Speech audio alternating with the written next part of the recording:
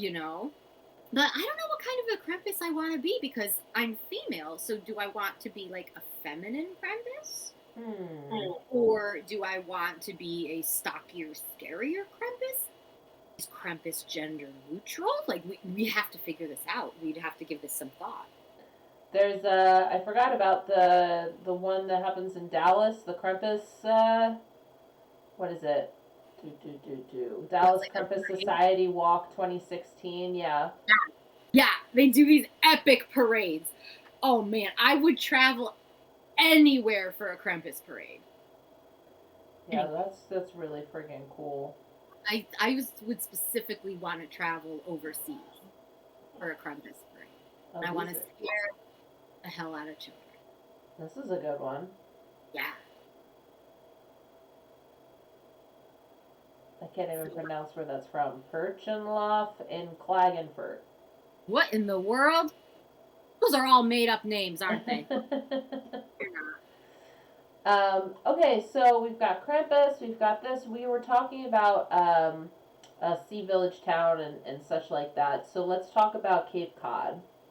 Aw, yeah. But you know how there's places, you probably have some of them too, like places where you left a piece of your heart. Hmm. That's one of Yeah. Is that where you're from or them. no? Nope, I went there the first time before I was a year old. Hmm. My family would go.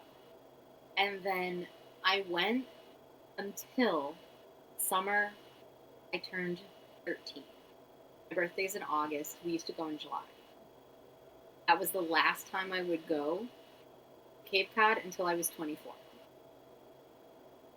And we just stopped going because of money and stuff, and my dad got sick, and Yeah. I'm just going. So, and go for a really long time. But it's just one of those places that I've definitely left a part of my heart there. Think I'll go back? Oh yeah, yeah. And then I will go back. Like I go back, not as obviously not as much as I want to. I think I've gone back 3 times in the past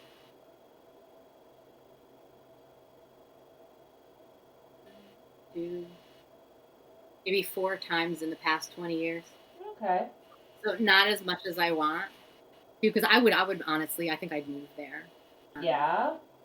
What's tough about it is that it's such a tourist area that during the winter season everything shuts down. Oh, okay. Work is hard to find. Yeah. So a lot of people have seasonal jobs, and then during the winter season they struggle because things aren't open. Yeah. And of course, the types of places I like are the small towns, and there's a small, to the surprise of no one, fishing village that I really like in Cape Cod, and I would love to live there. But I need, it's not cheap to live on Cape Cod, and I need some kind of a job that was year round so I didn't have to rely on the tourist season. That's sad. Yeah, it's hard. It's hard to. I think it's hard to live there. You sort of need money, Yeah. Yeah, that makes sense. and that's not something I I've never been up to Cape Cod. I know Cape May, um, down in Jersey, have. but never Cape Cod. So I'll definitely have to give it a try. It's really beautiful, and I don't know. I had. It's just how to describe it. 95 in July. Yeah, and so my family would go in July. Was the month that we would go in. And what's funny about it is, yes, it would be very warm, but Well, there's a that's the beach. record high. The normal high is about 70, Yeah. 75. And usually, I think it would be in the 80s a lot when we went there, but there's a beach in Cape Cod called Nauset Light. This beach is the funniest beach. And yes, Wayne, you do have cod when you're on Cape Cod.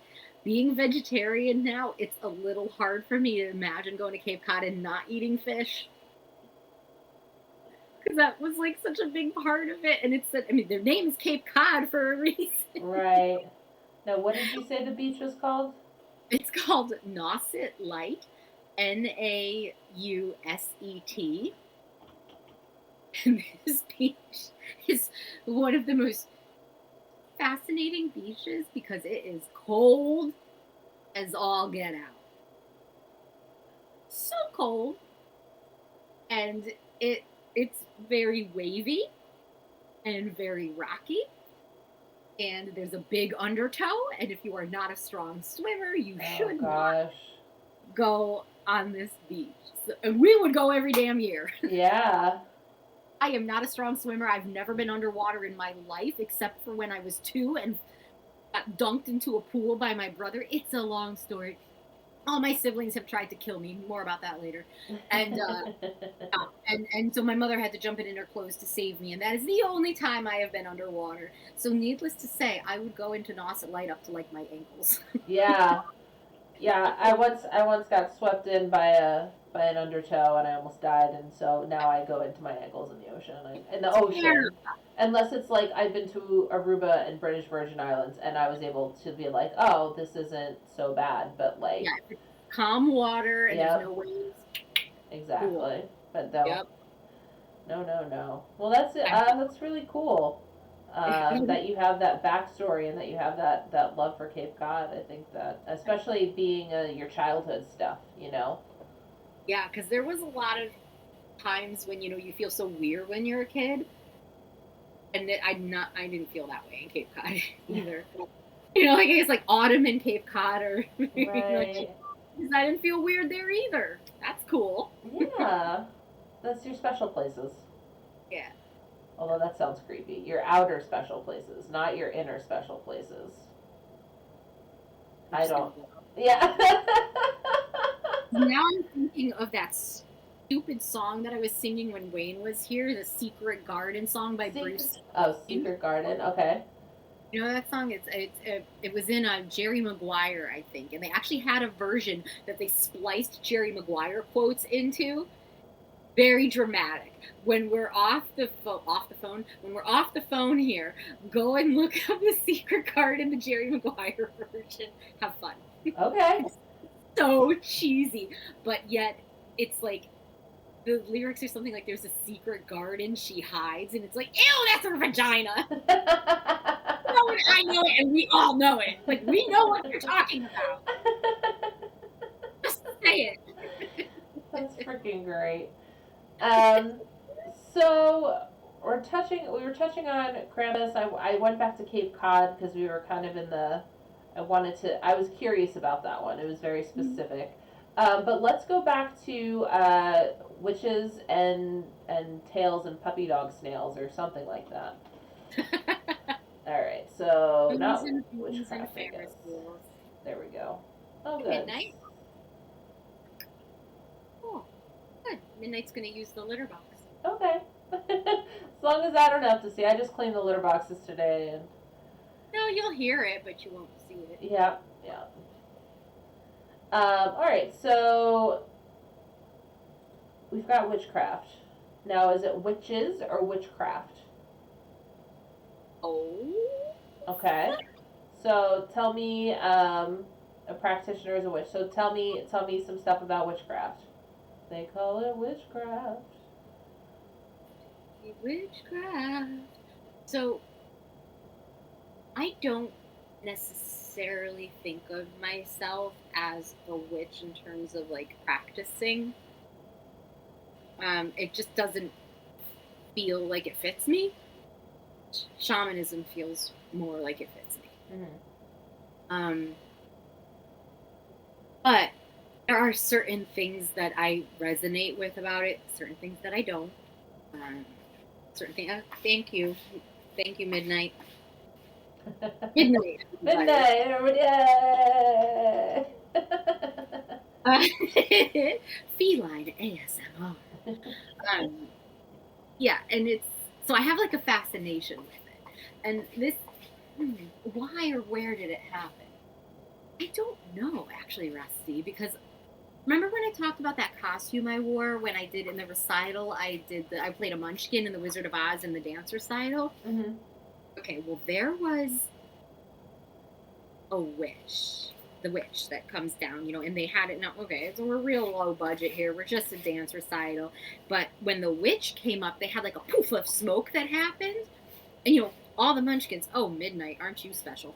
All the Munchkins had to hide on the stage. Right. And I remember like dropping and hiding. And while I was there, like with my head on the stage, I remember going, okay, I know you're not supposed to move, but I turned my head ever so slightly and I looked up just so I could see the witch. Oh, nice.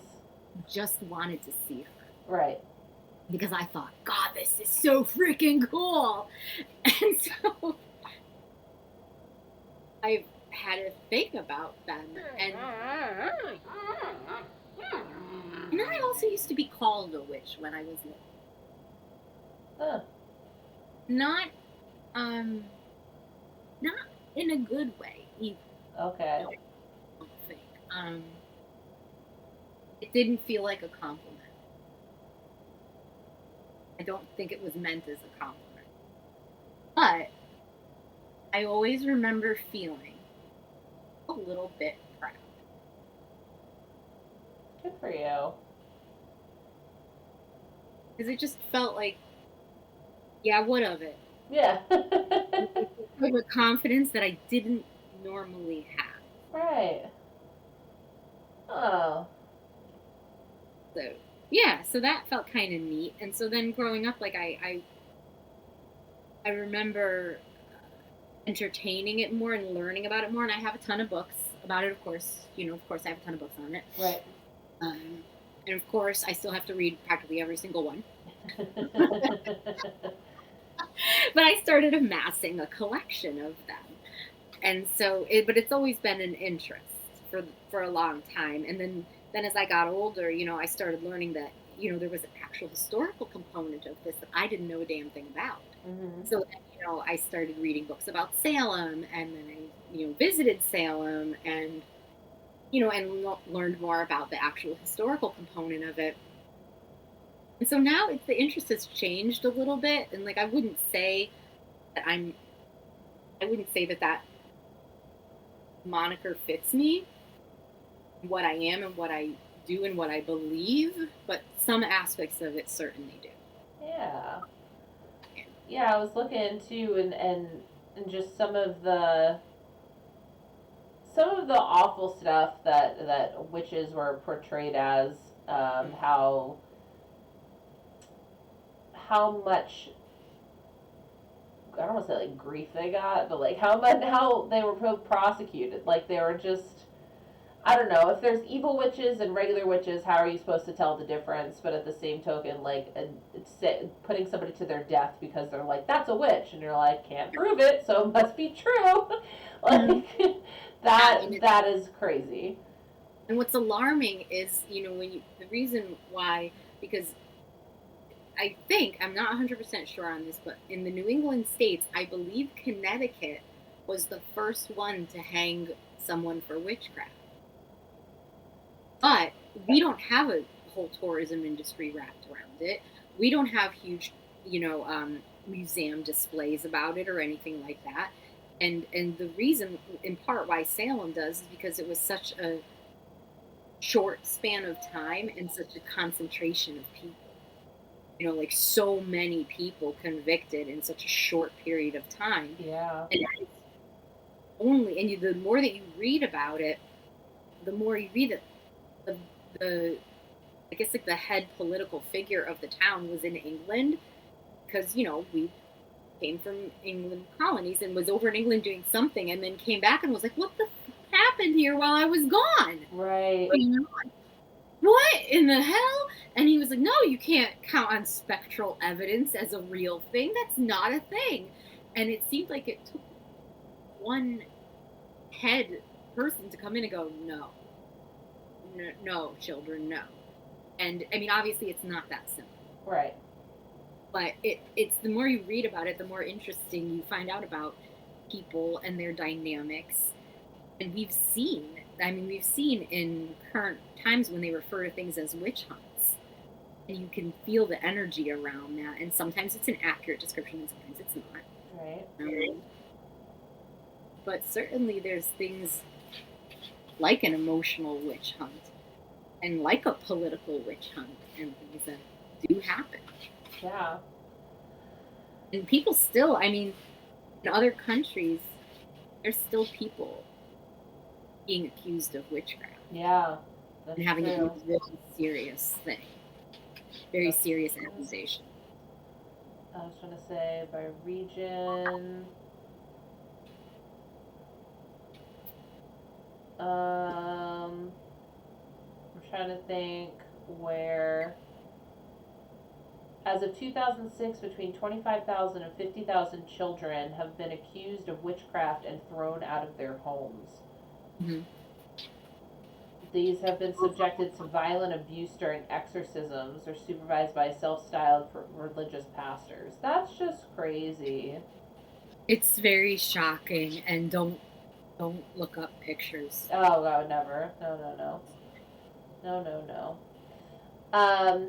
Oh, by the way, Silly Dog, welcome on in. Thank you so much for the follow. Welcome to the zoo. Sit back, relax, enjoy the bamboo. Welcome on in. Thank you so much for the follow. You were talking about colonial era homes. So, colonial period. I'll tell you, I should have bought out books for every single one of these topics. Why didn't I do that? There we go. And so what's crazy is that I come from a place, one of the towns near me is called Englishtown, which was actually where George Washington kept one of his houses. And so, like, like normal Main Street, you drive right next to it. Like, I grew up around that, going through, now they don't do it, but like tours inside the houses and all that other stuff. Like, I live in New Jersey, and where you are, you just live in this colonial era, like, echo. Yeah. It's crazy. So tell me what you love about this. First, they don't do tours anymore. Well, the houses, like, can only be reconstructed so many times before it loses its colonial. Yes, that's true. Yeah. I guess that's true. Also, hi, Silly Dog. It's so good to see you. Silly Dog is a part of Gardening Twitch, Rusty. Oh. Mm-hmm. Great fun. And they have a cute dog, the cutest dog. Okay, digression. Colonial era. So, some years ago, I rented a house that was built in the 1800s. And, okay. House was amazing.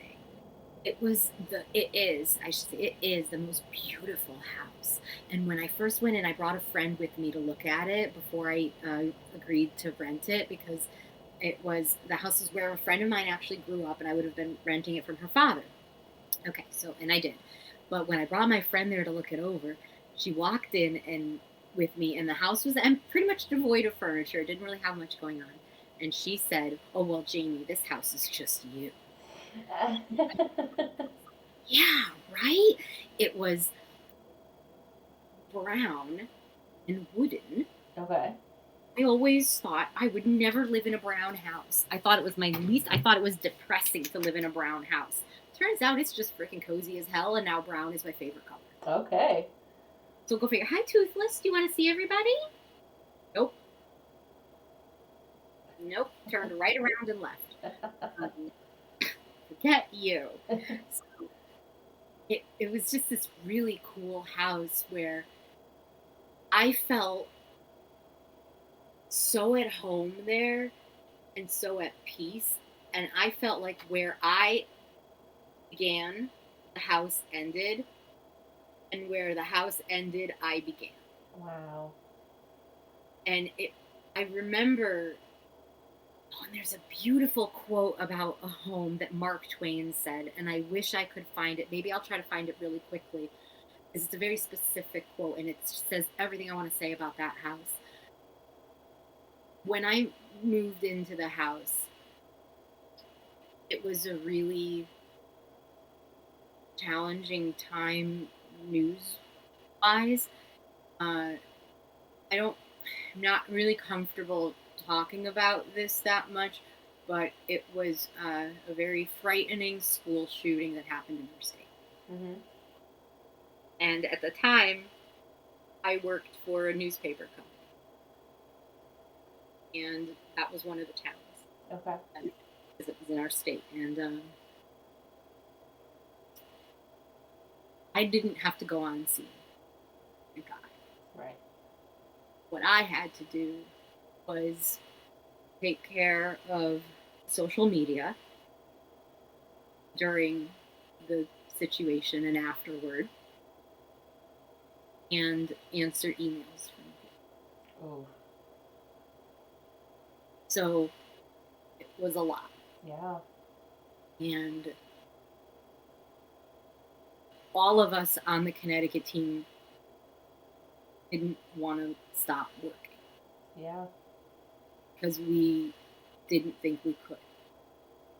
So in order for me to take a day off or two on the weekend, my boss made sure that people came and covered for us so we didn't have to work. We couldn't do it any other way. The site couldn't be left alone. Right. There was a bunch of conspiracy theory shit going on, and everything was just insane. There were constant questions. What's going on? What's happening? And we didn't know either what was happening. And we were trying to give, I was doing up to the minute by minute tweets. I was live tweeting this shit. Mm-hmm. And I found something out. And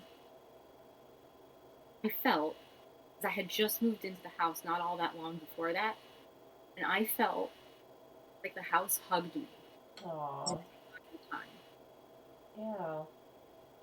And it was an entity in and of itself. Yeah. It was a living thing, and it liked me, and I liked it. And it just felt, it's the only time I've ever felt at home. My entire life. It's the only time. I really feel like this is my home.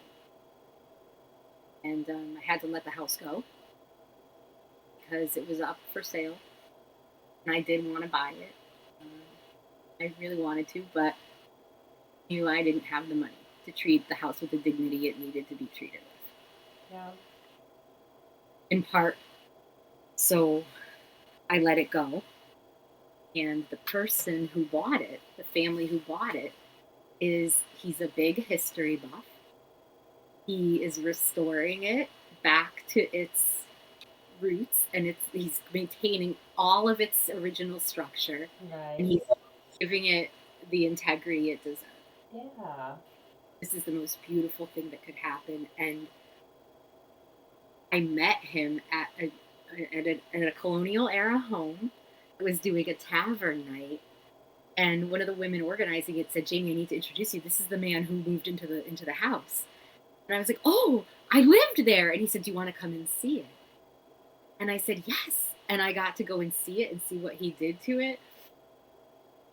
And it was like a full circle moment. Wow. Because I dream about that house still. Yeah. If you want, the quote is in chat. You're more than welcome. Somebody, Black J Vig, I don't know if I'm saying that right, went ahead and posted the quote. Oh, somebody found it. Okay, I need to go look at it on my computer because it's not showing up on my my phone. Let me see. Us. Oh wait, scooch, little thing. Wow, why is mine's being so sassy today? Hi, Black. Okay, hold on, I'm scrolling. Yeah, no worries. I scrolled up too far. Yeah. Why do I know? It's just 5 comments back. Why don't I know how to use the internet?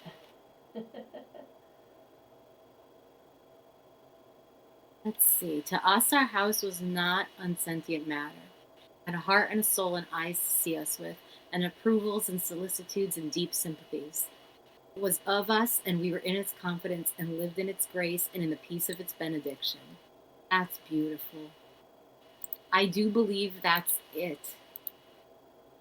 Yeah, and there's another. I know there's a few others as well, Blat. But yeah, and that's just it. Like it's just, gosh, it's so. It was such a cool house. It is such a cool house. Such a cool house. I would just love these life experiences that you have and how that's made you who you are. I think that they are fantastic continuous building blocks to make you like this amazing human that you are right now. And I love hearing about it. I do not feel very amazing, and it's. I think that perhaps I have forgotten some of these stories. Perhaps I've forgotten how impactful they were and how good and positive they were. Um, because I think maybe I've forgotten it a little bit. Yeah. No, normally, I don't feel very positive, and just I don't think I think I have a tendency to focus on the negative a lot, or like what's going wrong, or what I'm worried about, or what I'm concerned about. I think I've forgotten a little bit about these cool stories. Yeah, and hopefully, I mean, I'm gonna post the VOD on YouTube with your permission, of course, but Mhm. definitely take a look back at it because I really want you to see yourself in such this positive light of these building blocks that have made you who you are today, and I really think that you are a spectacular human being. So Yeah, because it does not feel that way. I mean, I know I'm very hard on myself, but perhaps I need a shift in perspective. yeah, you read a lot. You should try writing more. Oh, God. I know. Before my uncle passed away, you could tell that he was like trying to wrap up what he deemed loose ends. Hmm. And I think that that was one of them because he said, "Why aren't you writing?" Yeah, yeah, definitely. And it's like, oh, because I'm. And then I had a bunch of crappy things to say about myself, Oh, which oh. I won't, which I won't share here because we don't want to be depressing, do we? No, we could be as depressing as or as grateful as you like. Why is that? Is not what I wanted. I wanted stickers. Oh, it's a banana. It says I typed in stickers and it just gave Session. me like a banana sticker. Yeah, which is cool and everything. I mean, I like potassium. I guess collecting. They're beginner friendly collectibles serving as a gateway to the collecting hobby. Oh my God, that explains so much. Here you go, sticker album. I should have brought in my sticker album. Dang, I was woefully unprepared for No, this. you're fine. Digital sticker album. Produced the first virtual sticker album for the FIFA World Cup. Uh, they took an app where fans could collect and swap virtual stickers. 5 million people gathered digital stickers for the 2018 World Cup. That's actually really cool. You need to look up like 1980s sticker albums because those were the shiz. Here, let me go look them up too and see what we come up with. Also, I notice Sencha is teasing me in chat because I have a different inner temperature than he does, and he thinks I keep it too cold. Ah, look at these 1980s albums. Oh, I think I had one of these. Scratch and sniff stickers and Oh, yeah. Do you remember the pizza scratch and sniff sticker? I still remember what that one smells like. Wait, did I have this? I think I had this sticker album. Wait, I think I had this one. It's like a what is this? What is this? I don't know. I don't know what this is. But the I think I pizza have. ones right here. Pizzas, donuts, hamburgers. Yeah. I remember the way the pizza one smelled like, and I remember the way the root beer one smelled Yeah, I like. remember the root beer one and the cola ones. Yeah. Yeah, the cola one. Yes. The reason I remember it so well, I think, is because of the chapstick, the cola chapstick that came out Mm. like years later. I think that's the Which only reason that like put a thing in my head that's like, hey, that's what that sticker smells like.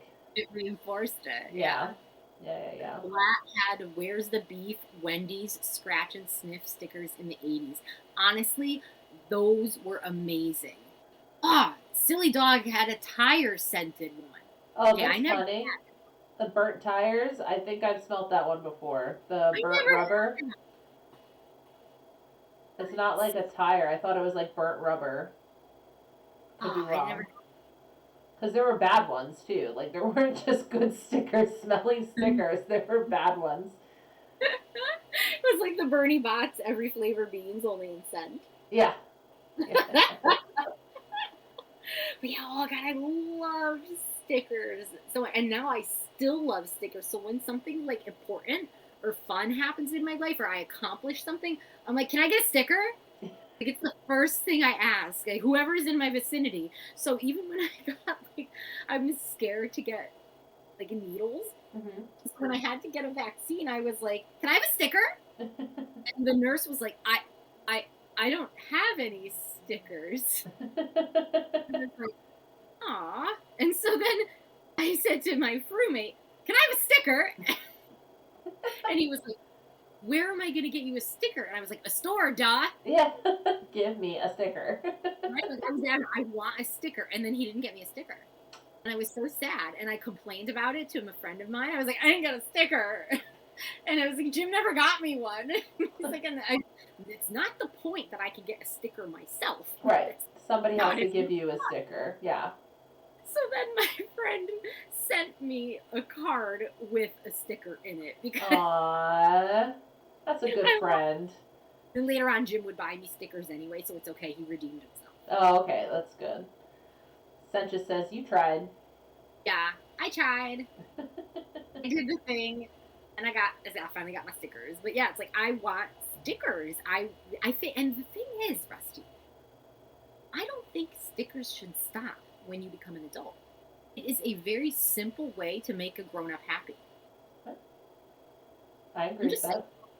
Like when you go to the freaking dentist's office, they should give you a damn sticker. It's not fair that stops. The only time adults get stickers are that you voted. Yeah, and by the way, sometimes I don't even get one of those. Oh, see, riot right there. Now, and I'm like, oh. Someone's like, I don't have a sticker. I didn't get a toothbrush the last time at the dentist. You think they have? You talking about them not having stickers? Ragged. That's savage. Yeah, I'm assuming you didn't get floss either. I was pissed. And giving blood. That's right. Yes, giving blood. Another thing that you should get stickers. I mean, at least they kind of give you food, but yeah, stickers should always be given. I hated school. I hated high school. I hated doing homework. I hated math. But there was one teacher who would give stickers if you did homework, and sometimes I would do the homework just to get the damn sticker. There you go. Positive reinforcements. Mm-hmm. Okay, so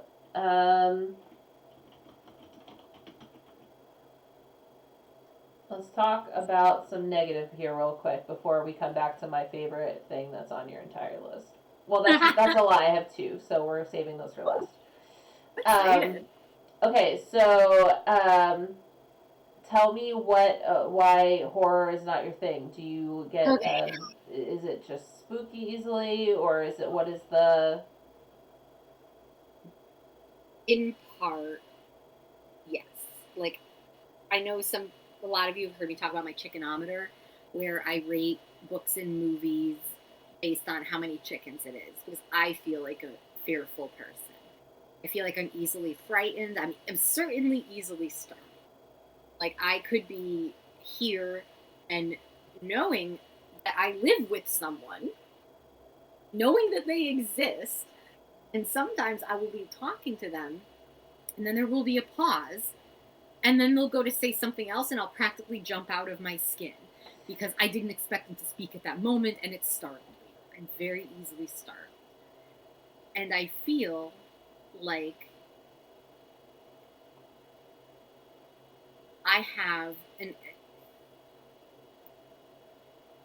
the easiest way I can describe this isn't always a comfortable way, but I feel like I have a lot of darkness inside me. And so when I consume media or read books or watch movies, the last thing I want to see is more darkness. That's a great way to put it. Because, like, I have enough. Yeah. And I want a break from it. And I need a break from it. Tell me, do you like spicy foods? Not really. 'Cause- I like... Go ahead. Sorry, go ahead. Nope, you go. No, I like garlic. I like onions. I like strong flavors like that. Too spicy, I find if it's too spicy, I stop tasting the food and I just start tasting the heat, and I don't want it. And that's how I feel about horror films. Okay. Right? So for me, like if there's just too much scary, then all I focus on is the scary. I'm not even enjoying the film anymore. And that's how I feel about spicy foods. If there's too much spice, Yeah. I don't taste the food. I focus on the spice, and then I'm not enjoying the food. I don't enjoy spicy things. I don't enjoy horror films, and that was the best way that I could get it across to people. Yeah. Yeah, no, and that is a perfect way. That is a perfect way to describe it. Yeah, and it detracts from it, and I need reprieve and I need a break from it. That being said, there are certain types of, for some reason, gothic horror is okay. Okay. Dracula, Historian is a more modern book about vampires. It's set in olden times, but it's more gothic horror, and for some reason, I can handle that. I still probably wouldn't read it at night, but it doesn't. I don't want to avoid it, and I'm not so frightened of it and so paralyzed by the fear of it that I can't handle it. And I'm not certain if it's because it's an older style of writing that maybe it's not as graphic. I'm not sure what it is, but I can handle that a lot easier. Okay. And so what's a good book that is gothic horror? Because I'm looking at the wiki right now for gothic horror. And bearing in mind, I haven't read a lot of classics. Mm-hmm. So I've talked about this on my stream, but I haven't read a lot of classics because I, again, wasn't the greatest student. So if I was supposed to read it in school, I probably didn't. That's me too.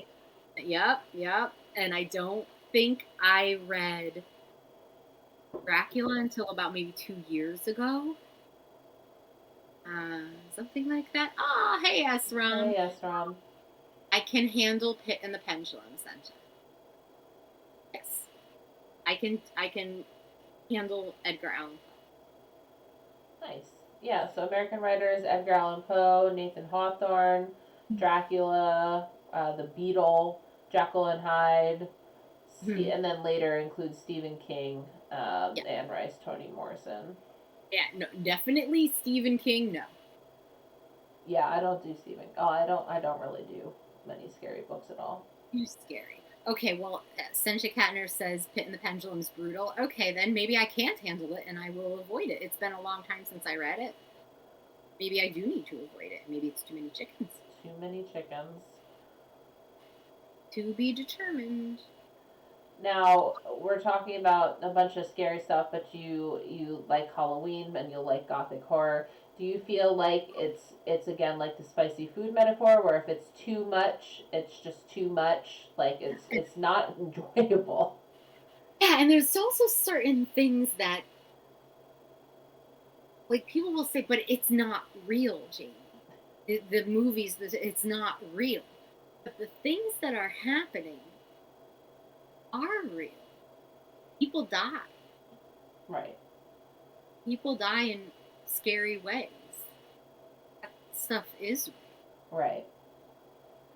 And I don't want to see that. Yeah.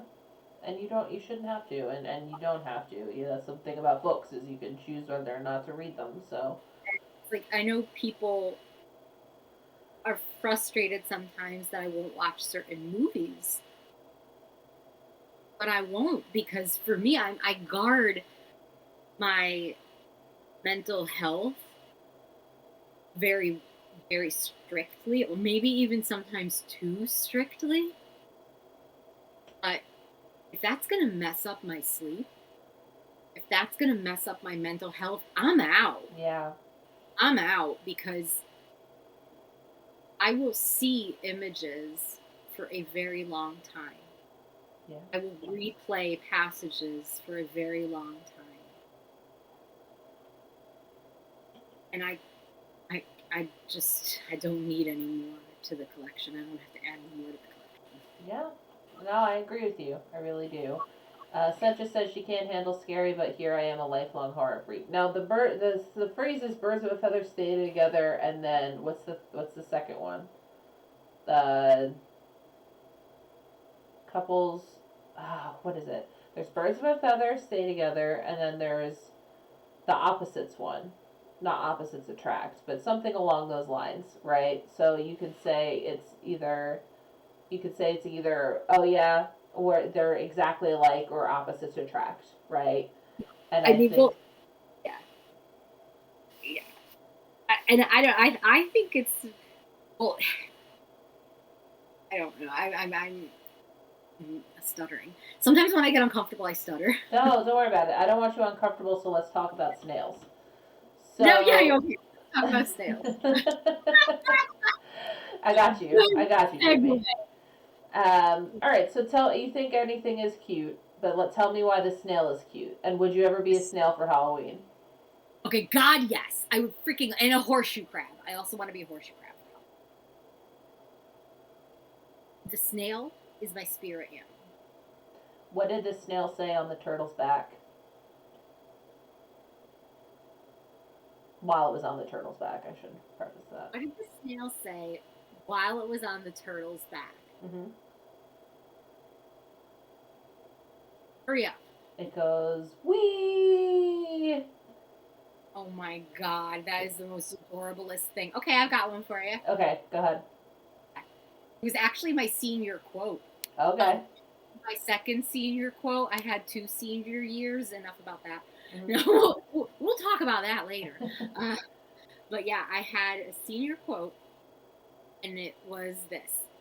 A snail walks into a car dealership and says, I want to buy that car over there, but only if you paint an S on the car doors. And the car salesman says, okay, but why? And the snail says, so when I drive by, everybody can say, hey, look at that S car go. Oh, it's rich. I think it's so wholesome, too. Snail jokes are wholesome. So funny. That was my second senior quote. My first senior quote was, our parents' generation didn't think much of getting up at 4 a.m. and walking 3 miles to school. And again, we don't think much of it either. And that would be the senior year that I failed and was told I couldn't graduate with my class. So it's very appropriate that would have been my senior quote. That makes sense. Mm-hmm. So tell me about snails. So is it just that they're cute? Is it that they are what they do for the environment? Like, what's the snail? So you remember the thing about the shamanism program I was in? Yes. We had to go on a shamanic journey to find our spirit animal. And this was right around the time when I had just gotten that, like, you trust thing, you know? And just think that everything that you encounter is real. So I'm going on this nice shamanic journey, and I think I was even at my house, like in the drinks. It said go somewhere where you feel at peace, so I went to my house. And so, you know, I'm in my brain, I'm in my house, and I'm sitting there, and I kid you not, a snail just went right across the screen of my mind. Fast, too, like kind of fast. Yeah. I was just like, where'd you come from? You know, and so this ended up being my spirit animal for me for the first time I ever journeyed to look for it, which makes sense because I feel a particular affinity to the snail because they carry their home with them. Aww. And I never felt comfortable in any house until the 1800s house. Right. So I felt like I'd just been carrying home with me. all those years. And then I took it with me when I left, too. Yeah, yeah. Now that makes sense that you like horseshoe crabs the same way. Yeah, yeah. And plus, they're like one of the oldest animals, one of the oldest creatures that there is. So I think that's really just impressive. Let's see. Oldest living member of the Xenosaura. Despite their name, they are not true crabs. They're closely to arachnids, such as spiders, ticks, and scorpions. Okay, let's just leave ticks out of that. I'm going to pretend like that never happened. Yeah, that's fine. I pretended it didn't happen too. But All right. fascinating. So my last thing that was on your list that I absolutely love that you put on your list because it's just so random, and then we're gonna call it out here because we're about 2 hours. Okay. Is taste buds. Oh, taste buds. Yes. Okay. What the fuck, Books? What is this? All right, Rusty. I got a thing about taste buds. They're freaking fascinating. And okay, like I thought about putting in something kind of boring as the thing I liked, and then I thought, well, what was it that you liked about it that's more unique? And I thought taste buds, and I was like, right, go with that. So okay, this taste bud thing is this. A, they're really fascinating, and B, the reason why I came to think they were so fascinating is because I used to work at a winery. Oh. And at the winery, sometimes you would encounter people who weren't familiar with the wines or weren't familiar with our specific wines or wines in general, but we had very unique wines at this vineyard. So a lot of it was educating people about wine and how to taste. So I would teach people about things, and taste buds ended up being one of them because I would say to them, okay, well, we're going to taste this wine. Okay, right? I said, I just want you to take a sip right now. And there was a wine we had that was made with blueberries and brandy, and that was it. No grapes. Blueberries, brandy. And when you first took a sip of it, it hit you. The brandy hit you first. And then I said, okay, now watch what happens now. And then I would swirl the glass for about 45 seconds. And I would say, okay, now taste it. And it would be a completely different experience. Or there was one wine we had called Birches. And I used to say, if the musical artist Prince were a wine, he would be Birches. Okay. The reason why is because it was a very complex wine. And when you first tasted it, you just maybe tasted sweet and weren't really sure what you tasted. But if you held Birches in your mouth for a good 30 seconds and swished it around, you would start to get Concord grape. Then you would get black walnut. Then you would get a sweetness that was related to the pear that it was made with. And it was all about taste buds. And what's fascinating to me is that taste buds really are linked to your family history and how you grew up. So there was a component in Birches that ended up being, it was the black walnut, but depending on how you grew up and the foods that you ate when you were little, they would manifest as different things for different people. Right. I heard all kinds of things, including one person who said, okay, but you're going to think I'm so strange. And I said, no, hit me. What you got? And he said, barbecue sauce. And I said, did you eat a lot of barbecue growing up? Are you from the South? And they were like, yes, I am. And I said, right. There you go. That's how you know how to relate it to something. And I was like, your taste bud has a memory. It has a memory associated with it. And that's what you're tapping into right now. So everybody has a unique experience with it. And so I find that utterly fascinating. And then if you look up how to start tasting things, because in a perfect world, I think being a how do you pronounce it? Sommelier? It's French. I don't know. So, but sounds right. Yeah, right. And that, I think that would be so cool. And it's a very expensive process. It's a very long process. And so I probably would never be able to really do it, realistically speaking. But I think it would be so neat. And it requires you to get in touch with taste buds and you have to do like blind tastes and then figure out, what grape this is and what year it's from and all this crazy stuff. I just think that's so cool. And so when I wanted to and you can train your taste buds too. So when I first started and I got really interested in craft beer for a while, and it was like, okay, you can piece this apart. You can piece the beer apart, and you can start by saying, you start really at the very beginning and you say, okay, is this sweet or is this bitter? And then you form that connection in your brain. This is what a sweet beer tastes like. This is what a bitter beer tastes like. Then you go, okay, is this fruity or is this grainy? And then you make that new association in your brain, and you just keep on building up the associations, and then you can say, well, this is what a Cascade hop tastes like, and this is what a Simcoe hop tastes like. And they're both citrusy, but eventually you'll be able to tell the difference. Books, Brews, and Booze, ladies and gentlemen. That is how she got the name. Right there, all because of taste buds. Yep, because when it comes down to it, Books, Brews, and Booze comes from taste buds. Mm-hmm. You heard it here first. You thought you knew me.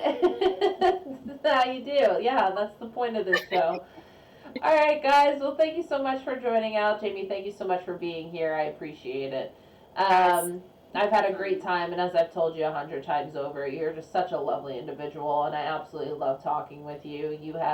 You make me smile so much. I've been smiling this whole time, and just your adventures through life. I just hope that you start to see the light that we all see in you. So. Aw, thanks. Well, my smile was pretty big too. My face actually hurt, especially during Santa talk. Yeah, that was great. That was great. All right, let me go ahead and get Twitch rolling. Let's see who's on. Oh God, no, I didn't mean to unmute. I muted. And we are gonna go over to Davey is eating a sandwich. He's also doing a talk show. How long has he been on? He's only been on an hour and 20 minutes. So we're gonna raid Davey's eating a sandwich. And I want so bad. Thank you for both for being in my background conversation during a long Zoom meeting. You are very welcome. Everybody go follow Davey is eating a sandwich. He's a really cool dude. He's very funny. He does music during the days. He asks a lot of really good questions. And if you like this, you'll like him. Thank you everybody again, and I will see you next week with, I believe, Defiled. We'll be with Defiled next week. That's going to be such fun. It is. All right, thank you guys right now, and stop